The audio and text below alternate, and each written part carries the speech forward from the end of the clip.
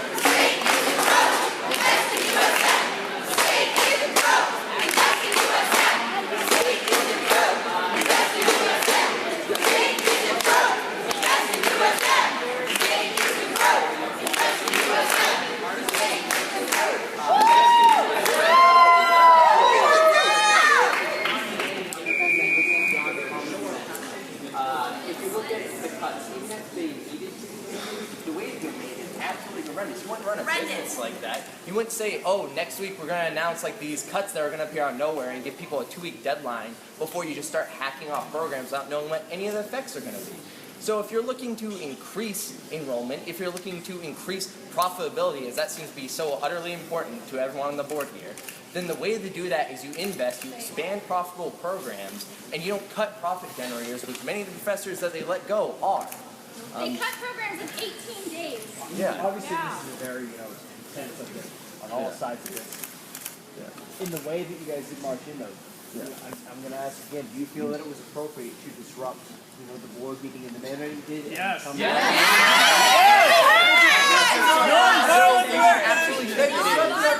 Because if we're not looking at it as being, something that's down the road, 2-3 years, we have time to continue to repeat the same facts again and again. But what we're looking at is starting next semester, students are going to be adversely affected. Their programs are gone, the faculty is gone, what they need to graduate is eliminated. So we don't have the time to continue talking to walls, day after day after day. We need to do something to make sure that the message is heard, and not just the message of, oh, look at the poor college students, upset about the professors. It's about the economics arguments. It's about the benefit to the society that are brought from our departments. Do you think the message is heard? I hope so. We'll do everything we can to make it just as clear as we can. Since they gutted the economics department, who's going to know? People spoke for 4 hours at the public comment period. Yeah, the thing I want to do is, the narrative has a lot been about focusing on, trying to make it seem like we're just kids who are upset because someone we like isn't going to be teaching anymore. But what we're trying to get across is we're making the economic argument on top of the emotional argument, on top of the benefit to society. So it's not that we are just upset about the cuts. It's that the cuts are damaging to the state of Maine as well as to the university, and that if we're looking to, generate profits, if that's really the main goal of a public institution, which I don't believe it is, then they're doing it in a very ineffective way. What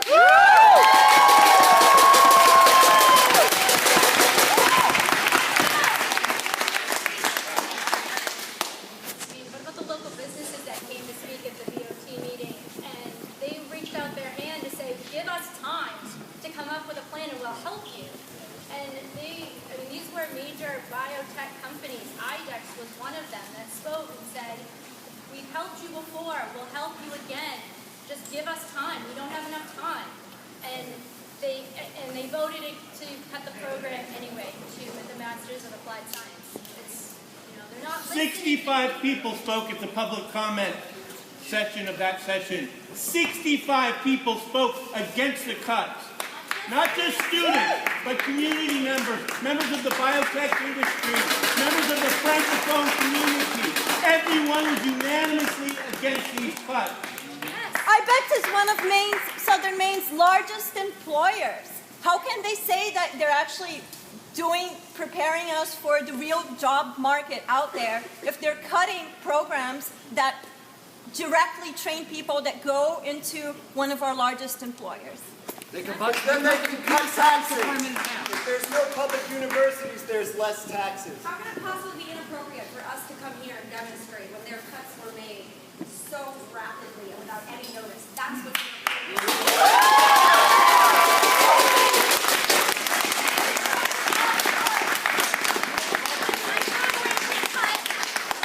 My program, American New England Studies, is here at USM. They went to Fort Kent to vote on the elimination. I didn't have the chance to speak on my behalf. I couldn't go to Fort Kent. I had 2 jobs. I couldn't leave work to travel 6 hours to go and speak then. So I think it's fair for us to come when we have the opportunity to speak, to let our voice be heard, because everything else hasn't worked so far. They cut it. Strategically move it 6 hours north. What's inappropriate is that they haven't listened. Yeah. We came here, we did exactly what they did, and we followed all of their rules even though they were breaking them. Letters go And we unanswered. spoke to them for hours. Were they listening to us? No. Flanagan was sitting in that chair whispering to someone else rather than listen to someone pointing out that cutting the major program that teaches French teachers means that we'll have less medical translators, which means that it's going to adversely affect the minority populations in this state because they're mostly from French-speaking countries.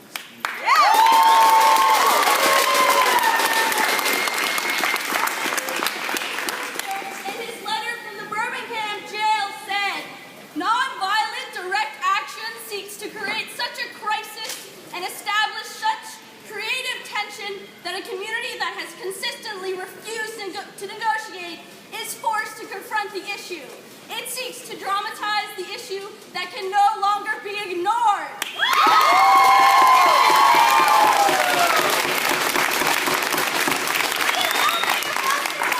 How many of us out there have maybe not registered for classes because they own none, because they've cut the faculty in half?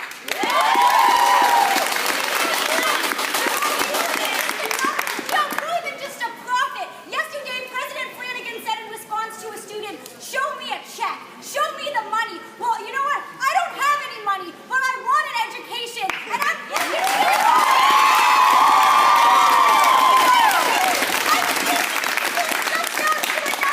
Because I want to learn critical thinking skills. I want to go out there into society and help us grow. But I'm being denied that along with everyone else here, okay? Yeah. I'm sick of it!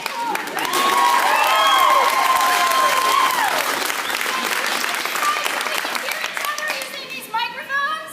Turn the mics on! Turn the mics on! Turn the mics on! Turn the mics on! Turn the mics on! Turn the mics on! Turn the mics on! Turn the mics on! Turn the mics on! Turn the mics on! One thing that seems to be overlooked in all this is if board actually wants to sit down and just have a debate about the economics of the cuts, I would love to do that. Because the key points we are trying to make is it not wise economic decisions, regardless if you're just looking at our education as a metric to count the profit. So if you want to increase profit in a company, do you invest in it or do you send it into a death spiral? So that's the real question that we're looking at, is not only are they misguided, not only are they based on just incredibly ridiculous priorities, but they're incredibly ineffective and they're not even pursuing the goals that they're stating they have. So if you want to talk about the economics, please sit down and talk the economics. That's what my degree is going to be in, and that's what this university has trained me to ask questions about. So if you want to participate in that, I think that'd be incredibly beneficial. Yes. I think they're not looking at the real potential and how to actually invest in the school and change it in a way that it will be sustainable. I think what they're doing is just try to slash a public institution so that, yes, the passionate people here that are here are going to have to leave if they want to pursue an actual quality higher education. I'm a student. I don't want a cheap education. I want an education.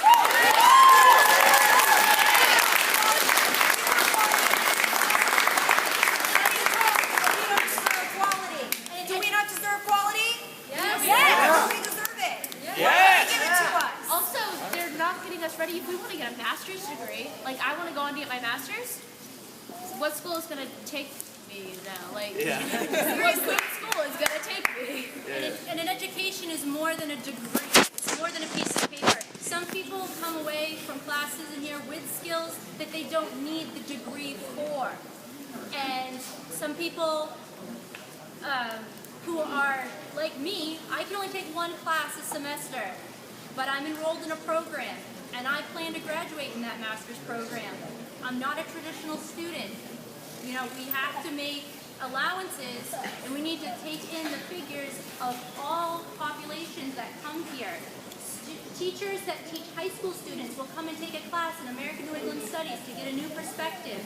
It's like you're taking away younger generations learning and benefiting from this master's program that I'm a part of. Like, that's what I can speak to.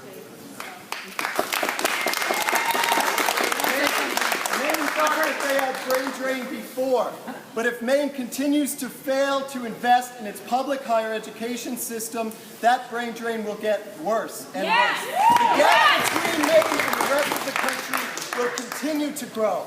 We will continue to see stagnant productivity gains, stagnant wages. I'm a number. I was going to go into the CPD program here at Muskie. It's one of the programs that was almost getting its accreditation, which are very, very few colleges in the U.S. that do have such accreditation from the American Planning Association. Now, I'm actually applying to schools in Boston. I'm going to have to leave the state to be able to get an education. Here you go, one person having to leave the state. I have to leave too. Me too! I just wanted to speak for a second about this idea of a metropolitan university and serving the needs of the greater Portland area. I'm from the computer science program. Our department was cut in half. Does that sound like forward thinking? Economics was too. Yeah. Okay, computer sciences, STEM education, preparing people for the future jobs. What explains that? Like seriously. Computer science, all right? Silly. Even within their own logic. Even within this logic of we need to focus on degrees that create jobs, they fail to meet that logic, which is we're going to cut one of the few fields that guarantees a good paying job anywhere, including here in Maine. We're going to cut that department in half. That's what they did. And they're like, there's not enough jobs in Maine, and not enough people are staying and making work. Well, if we're cutting the computer sciences and things that we can get jobs in Maine, less young people are going to stay in Maine. The Metropolitan University is supposed to reflect the community. Well, guess what? This is the community. We're right here. We're asking for some things. So how about you reflect us? Maine is shortchanging its own social development. I want to talk about what we're doing here today, right, for a second. So what we just did, right, when we marched in here, and we chanted, we took their seats, right, we made this happen. We showed them what it feels like for a crowd of people that you've never met, that have nothing to do with you, to come in and disrupt and interrupt.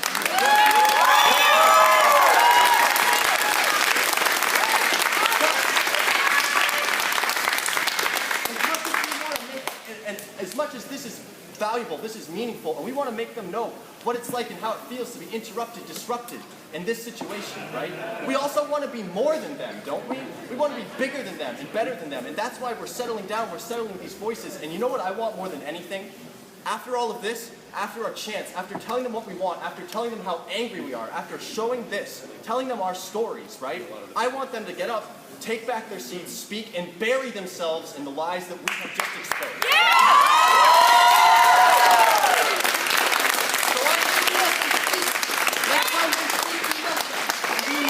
We know the truth. truth, and we show what's real and what's honest, and we've shown it. And next time they sit down to speak, we sit here and we show them that we are civil, that we have every right to be angry and every capability of being here to listen. And we sit there and we let them bury themselves.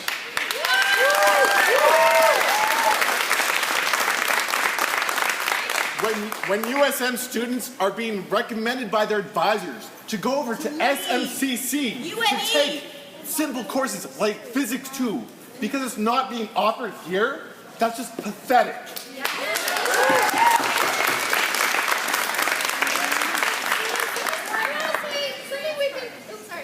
Students in Orono can't transfer all of their credits to USM because it's not a one-to-one. There's only a limited amount of credits that they can take with them from Orono to USM. That's ridiculous. It's within the humane system. Credits should transfer one-to-one.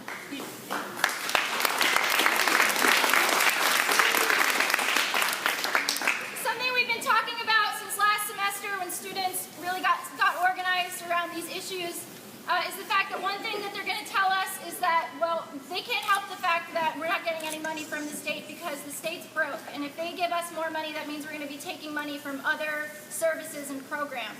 But I just want to reject that logic. You know, just here in Portland alone, we have multi-million-dollar condos sprouting up around the city. We have private monies pouring into the region. This state is not broke. We're living in a time when there's more income inequality than we've seen since before the Great Depression. We as a society can afford public higher education, and that's what this is about.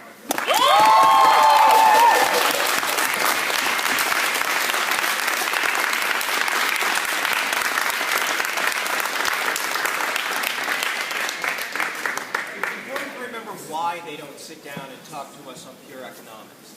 For those of you who were here when they voted to get rid of French and applied medical, 2 people voted against it.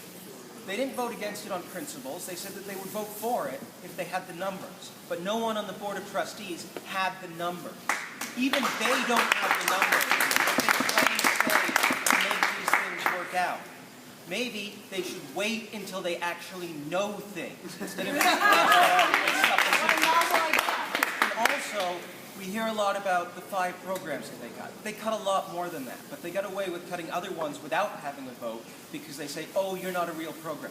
Classics apparently isn't a real program. Don't tell that to Chancellor Page because he went around the entire state last semester saying that Classics was going to be our flagship of what a metropolitan university is. We now have 1 teacher here teaching over half of this universities in the humane system, except she's not going to be here next semester because she got retrenched. Classics is going to be gone system-wide, but that's not a program elimination because maybe it's part of political science or maybe it's part of philosophy, and they've never really figured out what they say it's part of. But it doesn't rise to the level of program, so it could be cut without a vote. All right, let's let them have their seats back so they can do the right thing. Thank you.